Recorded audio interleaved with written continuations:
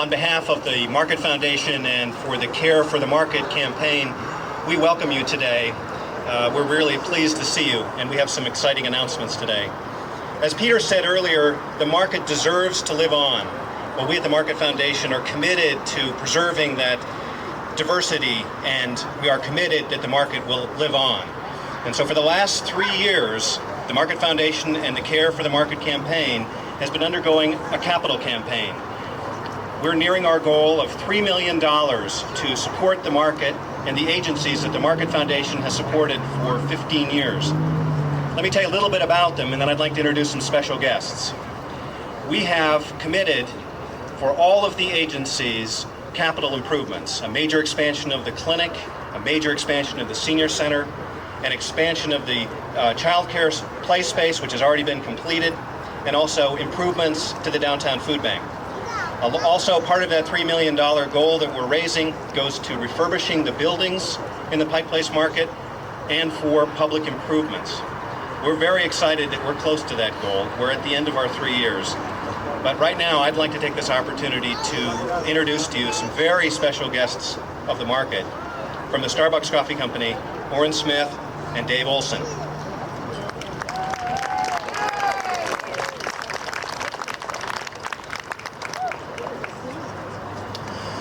I'd like to start with a special thanks for whoever arranged the weather for today. Thank you. To say that the market is a special place seems pretty redundant at this point, but I honestly don't know what else you can say. It was very special to me in 1970 when I first came to Seattle. I was pretty bewildered by everything I saw except by the public market, which seemed to make sense to me immediately. It's become a very special place for Seattle, which I'm thankful that Seattle has recognized, and I'm proud to be a part of this celebration today. It's also been a very special place for Starbucks. I bought my first pound of Starbucks coffee in a building that used to occupy the corner right behind you, in a building that unfortunately wasn't worth saving. So a few years later we moved the store down to its current location, which we still really think of as the home of Starbucks. And it's a great thrill for us to be a part of this market. One of the things that I like about the market is the way in which it provides a kind of incubator for small businesses. I particularly identify with that feature, although I never operated a business in the market, because in 1975 I opened an espresso coffee bar up in the University District and learned there very firsthand the benefits that accrue when there is a friendly environment in which to operate. And I think the market continues to provide that service, and it's a great pleasure to thank the market in this way for the market having provided Starbucks with that service 25 years ago. We have, as one of the principles which helps to guide our decisions as we undertake our business, a commitment to become good citizens of our community.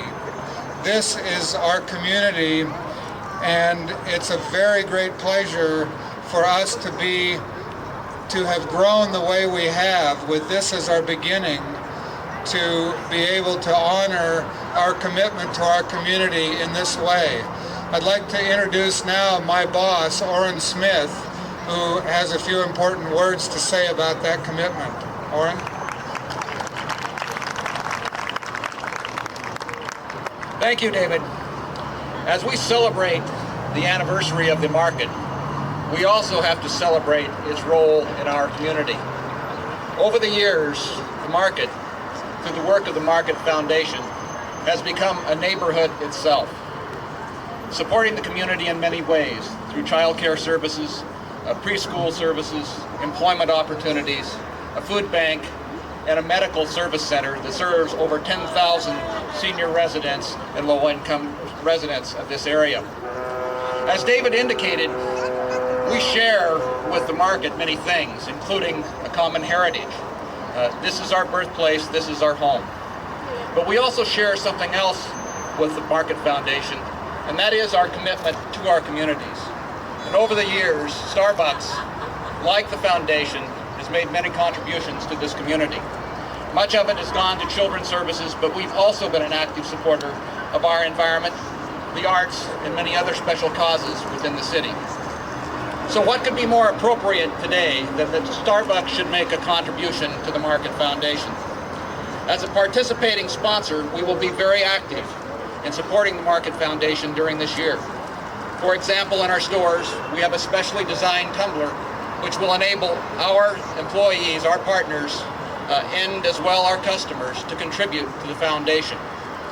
But even more importantly, I'm very proud to announce today that Starbucks has pledged $200,000 to the Market Foundation. Congratulations for all of the fine things you've done for this community and all of the things that you will do for us in the future. Thank you very much.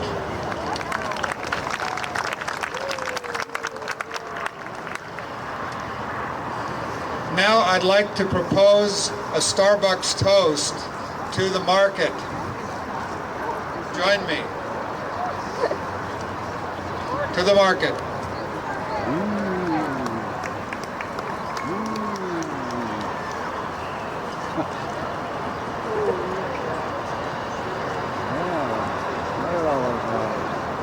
And you can continue to toast to the market if you like, to 25 years, and to 25 more, and 25 after that.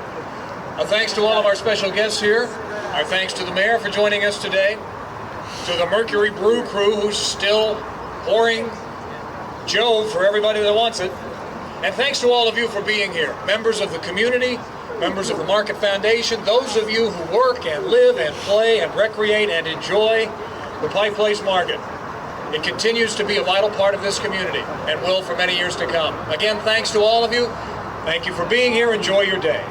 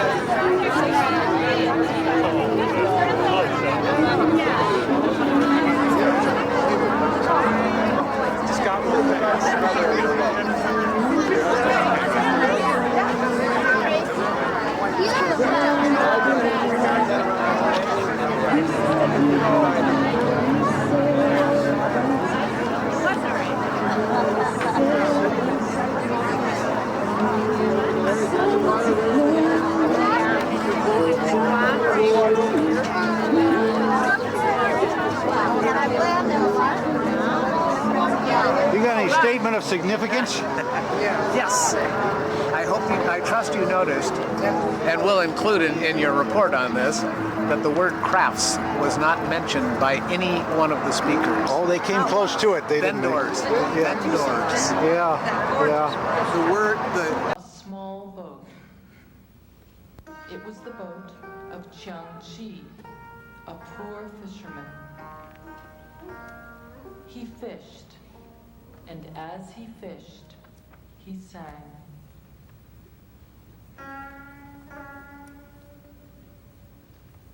He cast his nets over the water and pulled the fish back towards his boat.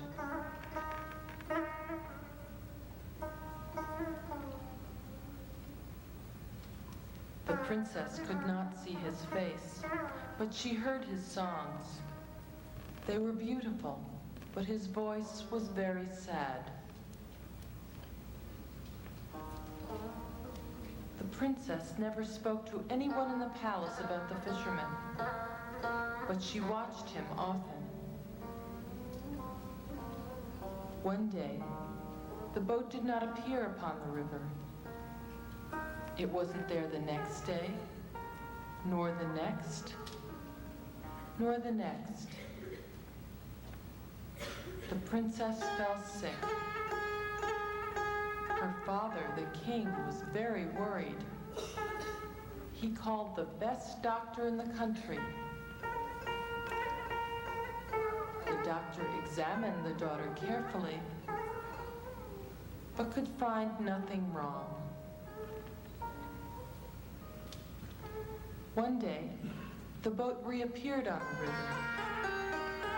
From her bed, the princess heard Qiangqi's songs. Her father watched her go to the window to listen. He saw that his daughter was no longer sick. The king called the fisherman to the palace and introduced him to his daughter.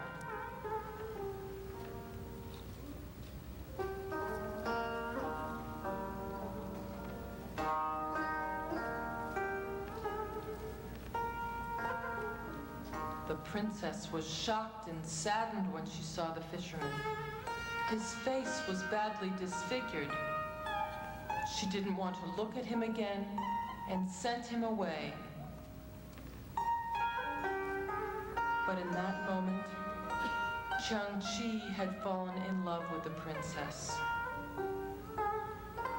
He returned to his boat in despair.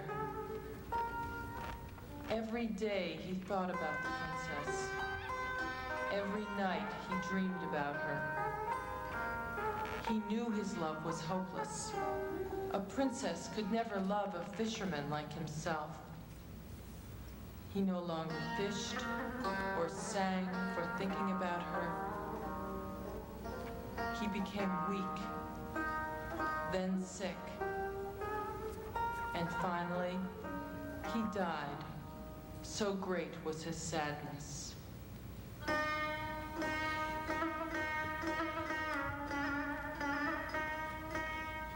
Many years later, the fisherman's family came from a distant province to disinter Qiangqi's body and move it to the family cemetery. In the coffin, they found only a beautiful piece of crystal. They mounted the large stone on the front of the fisherman's boat.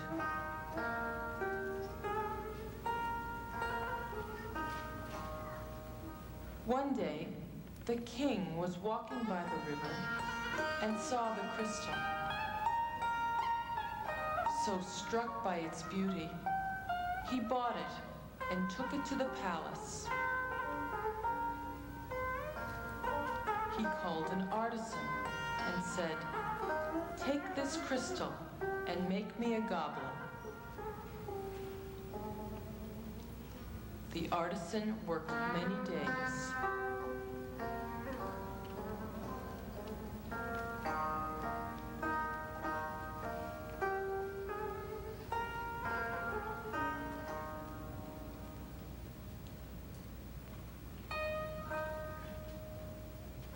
It was the most beautiful object anyone had ever seen.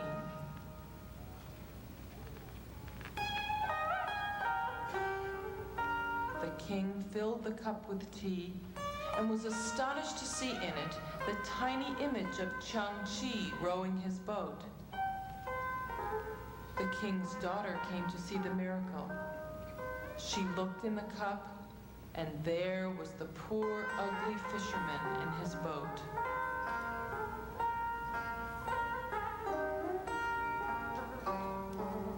princess started to cry.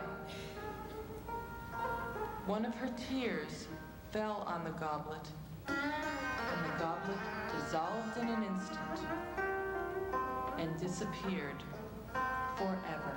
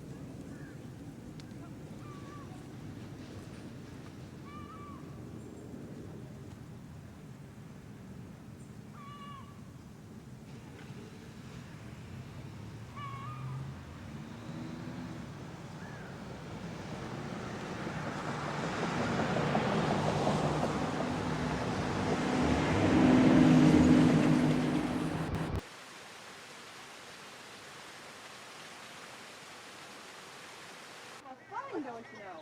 You're a mess. Can you copy? You know that? Who's a mess? Not Eric. Tell him what you're seeing. He's not having fun. He makes sure his daddy has a video camera. He's always looking at his I'm not your daddy. Are you sure? This is a big squirrel. It's a big endangered species. Let's see that tube steak you're eating there. Yeah. Hey. It's already been on the ground 3 times. But Yum, yum. Eric, no. Oh, big handprint on your lens there. Yeah. Kids will be kids. At least there isn't ketchup on it. Kyle, get your nose out. Kyle wants in there really bad. He's a ham. He knows what this is all about. Do you? Okay. Say hi, Mom. Hi, Mom. Hi, Mom. Just like the football players. Teaching them early hand to hand. And you say number one, number one. Put your finger up, Kyle. What are you taking pictures for? For the zoo. Oh, are you? Yeah, we're doing a piece on the zoo. Oh. Could be famous. You won't even know. Oh, you'll be able to check it out at the ark over there. Oh. Should be ready about September, yeah. Well, we'll have to do it. No guarantees, but Might be worth coming back and taking a peek anyway. Should we walk back up? Who are you taking pictures for?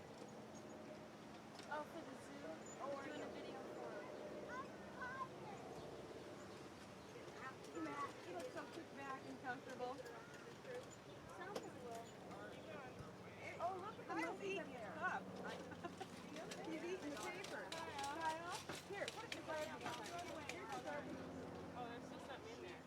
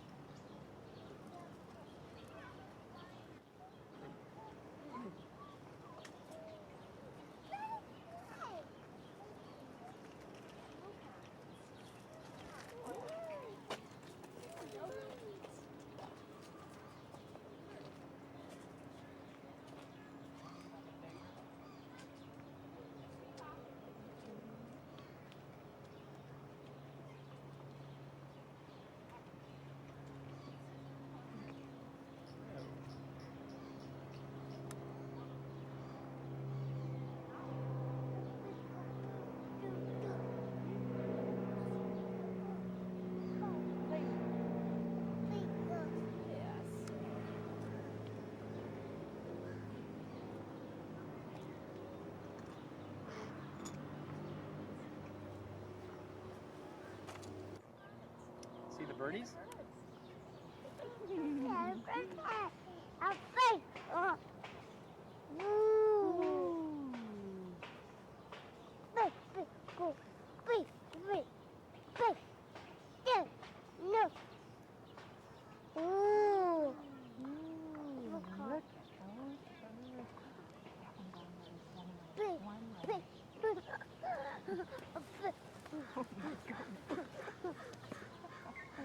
You like those birds, don't you?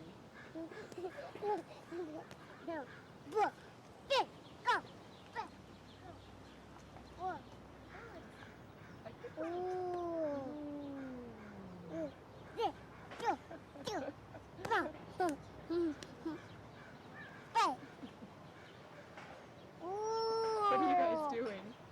So is this something you're putting together for that show about Cherbourg?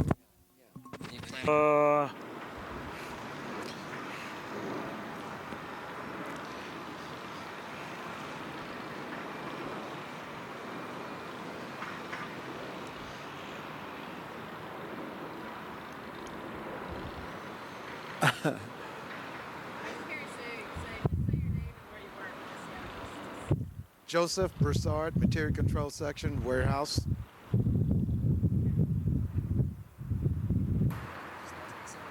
a second. And I'm rolling. You're rolling. Okay. So Joseph, can you take us? You need to be over here. Take us back to the storm. Where were you? What was happening? Well, I was at home when I got the call, the emergency call out. I then proceeded to call out warehouse support staff to open up the warehouse for a 6-hour period to support the real heroes, who were Jim McNerney, Jim Riley, Mike Langloss, because they actually did the actual work of replacing and coordinating that whole effort. Our support staff, which is the warehouse material control section, did a great job in making sure that the material